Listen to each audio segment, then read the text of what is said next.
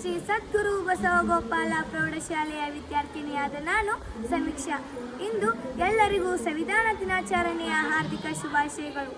ಸ್ನೇಹಿತರೆ, ಇಂದು ಇಡೀ ದೇಶಾದ್ಯಂತ ಪ್ರತಿ ಜಿಲ್ಲೆ, ಪ್ರತಿ ಹಳ್ಳಿ, ಪ್ರತಿ ತಾಲೂಕಿನಲ್ಲಿ ಅತ್ಯಂತ ಸಂಭ್ರಮ ಸಡಗರದಿಂದ ನಾವೆಲ್ಲರೂ ಸಂವಿಧಾನ ದಿನವನ್ನು ಆಚರಿಸ್ತಾ ಇದ್ದೀವಿ. ದುರಂತ ಅಂದರೆ ನಮ್ಮಲ್ಲಿ 80% ಜನರಿಗೆ ಈ ಸಂವಿಧಾನ ದಿನವನ್ನು ಯಾಕೆ ಆಚರಿಸ್ತೀವಿ ಅಂತಲೇ ಸರಿಯಾಗಿ ಗೊತ್ತಿಲ್ಲ. ಅವರೆಲ್ಲರೂ ಹೇಳೋದೇನಪ್ಪ ಅಂದರೆ 1949ರಂದು ಸಂವಿಧಾನ ಅಂಗೀಕಾರ ಆಯಿತು. ಇದರ ಸವಿ ನೆನಪಿಗಾಗಿ ನಾವೆಲ್ಲರೂ ಪ್ರತಿ ವರ್ಷ ನವೆಂಬರ್ 26ರಂದು ಸಂವಿಧಾನ ದಿನವನ್ನು ಆಚರಿಸ್ತೀವಿ. ಸ್ನೇಹಿತರೆ, ಈ ಸಂವಿಧಾನ ದಿನವನ್ನು ಆಚರಿಸುವುದು ಅದರ ಸವಿಯಾದ ನೆನಪಿಗಾಗಿ ಅಷ್ಟೇ ಅಲ್ಲ, ಬದಲಿಗೆ ನಮ್ಮ ದೇಶದ ಅಖಂಡತೆಯನ್ನು ನಾವೆಲ್ಲರೂ ಉಳಿಸಿಕೊಂಡು ಬೆಳೆಸಿಕೊಂಡು ಹೋಗುವ ಜವಾಬ್ದಾರಿಯನ್ನು ಎಲ್ಲರಿಗೂ ತಿಳಿಸತಕ್ಕದ್ದು.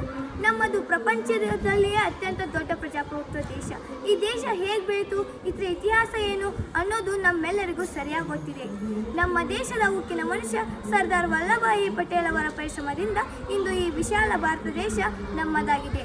ನಮ್ಮ ದೇಶದ ಪ್ರಾಂತ್ಯಗಳ, ಸಾವಿರಾರು ಭಾಷೆಗಳ, ಹಲವಾರು ಧರ್ಮಗಳ ಭಿನ್ನತೆಯನ್ನೆಲ್ಲ ಮರೆತು ನಾವೆಲ್ಲರೂ ಒಂದಾಗಿ ಬಾಳ್ತೀವಿ, ಏಕತೆಯೊಂದಿಗೆ ಜಗತ್ತಿಗೆ ಮಾದರಿ ಆಗ್ತೀವಿ ಎಂದು ಶಪಥಗೈದ ಶುಭ ದಿನ ಈ ನವೆಂಬರ್ 26. ಸ್ನೇಹಿತರೆ, ಒಬ್ಬ ಹಿಂದುವನಿಗೆ ಭಗವದ್ಗೀತೆ ಶ್ರೇಷ್ಠ, ಒಬ್ಬ ಮುಸಲ್ಮಾನನಿಗೆ ಪುರಾಣ ಶ್ರೇಷ್ಠ, ಒಬ್ಬ ಕ್ರಿಶ್ಚಿಯನ್ನನಿಗೆ ಬೈಬಲ್ ಶ್ರೇಷ್ಠ. ಆದರೆ ಒಬ್ಬ ಭಾರತೀಯ ಅನ್ನದವನಿಗೆ ಅವನ ಧರ್ಮ ಯಾವುದಾದರೂ ಸರಿ, ಆತನ ಧರ್ಮ ಏನೇ ಹೇಳಲಿ, ಅವನಿಗೆ ಸಂವಿಧಾನವೇ ಅತಿ ಶ್ರೇಷ್ಠವಾದದ್ದು. ಸಂವಿಧಾನ ಜ್ಞಾನ ಸಾಗರ ಡಾಕ್ಟರ್ BR ಅಂಬೇಡ್ಕರ್ ಅವರ ನೇತೃತ್ವದಲ್ಲಿ 299ಕ್ಕೂ ಹೆಚ್ಚು ಮೇಧಾವಿಗಳಿಂದ ತಯಾರಾಗಿರುವ ಮಹಾ ಕಾನೂನು ಗ್ರಂಥ. ಇಂದು ಸಂವಿಧಾನ ಮಾರ್ಗದರ್ಶನದಲ್ಲಿ 76 ವರ್ಷಗಳಲ್ಲಿ ನಾವು ಬಹಳಷ್ಟು ಸಾಧಿಸಿದ್ದೇವೆ. ಆದರೆ ಈ ಸರ್ಕಾರಿ ಕಚೇರಿ ದಾಖಲೆಗಳಲ್ಲಿ ನೋಟಾಗಿಸದೆ ಯಾವ ಫೈಲು ಮುಂದೆ ಬರಲ್ಲ. ಇಲ್ಲಿ ಅರ್ಹತೆ ಇದ್ದವನೇ ನಾಯಕ ಆಗೋಕೆ ಸಾಧ್ಯ ಇಲ್ಲ. ಜಾತಿ ಬಲ, ಹಣ ಬಲ ಇದ್ದವನು ಮಾತ್ರ ನಾಯಕ ಆಗೋಕೆ ಮೂಲಭೂತ ಹಕ್ಕಾಗಿರುವ ಈ ನಮ್ಮ ಭಾರತ ದೇಶದಲ್ಲಿ ಬಡವರ ಮಕ್ಕಳು ಸೋರ್ತಾ ಇರೋ ಶಾಲೆಯಲ್ಲಿ ಓದ್ತಾ ಇದ್ರೆ, ಶ್ರೀಮಂತ ಮಕ್ಕಳು ಡಿಜಿಟಲ್ ಟಚ್ AC ರೂಮ್ನಲ್ಲಿ ಕಲಿತಿದ್ದಾರೆ.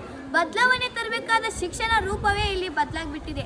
ಏಕೆಂದರೆ ಓದದವನಿಗಿಂತ ಓದಿದವನೇ ಹೆಚ್ಚು ಅಪಾಯಕಾರಿಯಾಗಿದ್ದಾನೆ. ನಮ್ಮ ಸಂವಿಧಾನ ಜಾರಿ ಅಂಗೀಕಾರಗೊಂಡು 76 ವರ್ಷ ಆದ್ರೂ ನಮ್ಮ ನ್ಯಾಯಾಂಗದ ಮೇಲೆ ಯಾರಿಗೂ ನಂಬಿಕೆನೇ ಬರಲಿಲ್ಲ.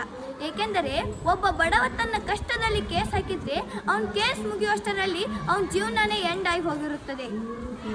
ಹಾಗೆ ಈ ಸರ್ಕಾರಿ ಕಚೇರಿ ದಾಖಲೆಗಳಲ್ಲಿ ಜಾತಿ ಧರ್ಮದ ಹೆಸರಿನಲ್ಲಿರೋ ಕಾಲಂಗಳನ್ನು ಕಿತ್ತು ಬಿಸಾಕಿ, ಜಾತಿ ಧರ್ಮದ ಹೆಸರಿನಲ್ಲಿರೋ ಸಂಘ ಸಂಘಟನೆಗಳನ್ನು ನಿಷೇಧಿಸಿ, ಬಡವರನ್ನ ಗುರುತಿಸಿ ಅವರನ್ನ ಮೇಲೆತ್ತೋ ಕೆಲಸ ಮಾಡಿ ಎಂದು ಹೇಳುತ್ತಾ ನನ್ನ ಮಾತುಗಳನ್ನು ಮುಗಿಸುತ್ತೇನೆ. ಜೈ ಹಿಂದ್, ಜೈ ಭಾರತ್ ಮಾತೆ.